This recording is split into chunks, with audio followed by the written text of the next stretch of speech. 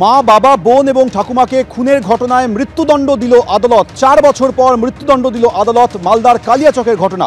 বিস্তারিত বলবেন আমাদের প্রতিনিধি করুণাময় সিংহ, রয়েছেন সরাসরি। করুণাময়, দেখো, পরিবারের এই 4 সদস্যকে নৃশংসভাবে খুন করা এবং তারপর তথ্য প্রমাণ লোপাটের চেষ্টা করা, এই ঘটনায় আজকে মালদা জেলা আদালতের বিচারক শুভায়ু বন্দ্যোপাধ্যায়, তিনি মোহাম্মদ আসিফ, যিনি এই ঘটনায় অভিযুক্ত ছিলেন, তার মৃত্যুদণ্ডের সাজা ঘোষণা করেছে।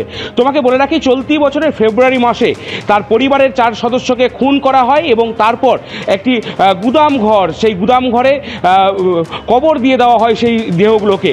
এবং জুন মাসে এই পুরো বিষয়টার উন্মোচন হয়। তার দাদা, অর্থাৎ মোহাম্মদ যে আসিফ, তার দাদা এই বিষয়টি পুলিশকে জানায় এবং পুলিশের সাহায্য নিয়ে সেই মৃতদেহগুলো উদ্ধার করা হয়। এই ঘটনায় পুলিশ 3টে ধারায় মূলত মামলা রুজু করেছিল।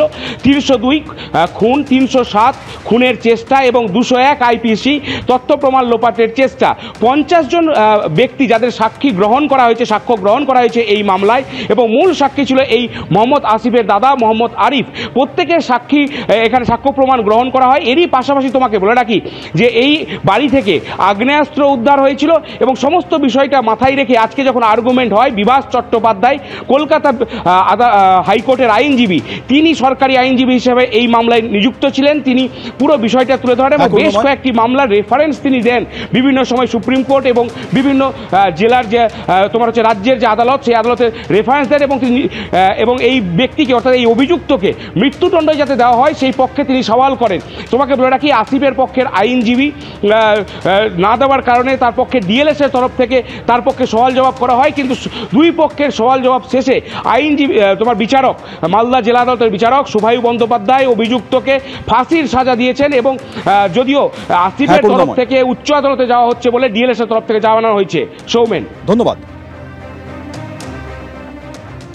একটা ফ্যামিলির প্রত্যেককে নৃশংসভাবে পৃথিবী থেকে নিশ্চিহ্ন করার প্ল্যান ছিল। 4 জন মারা গেছে, 1 জন বেঁচে গেছে, কারণ তার বডিটা স্টাউট ছিল, সে জলের আওয়াজে কোনো রকমে ওখান থেকে উঠে পালিয়ে যায়। তো আমি বলেছিলাম যে এটা যদি নৃশংসতম ঘটনা না হয় পৃথিবীতে, তাহলে আর কোনটা হবে? কারণ কেউ যদি তার নিজের মা, বাবা দুজনকে খুন করতে পারে, নিজের জিন যেখানে ধারাবাহিকভাবে বইছে, সেটা ডেফিনেটলি একটা খুব নৃশংসতার সবচেয়ে চরম উদাহরণ। এবং সবচেয়ে বড় জিনিস হচ্ছে, আজকে যখন লানেট করে ওকে জিজ্ঞেস করেন যে তুমি এ ব্যাপারে কী বলতে চাও ইত্যাদি, তখন ও বলে যে আমি নির্দোষ।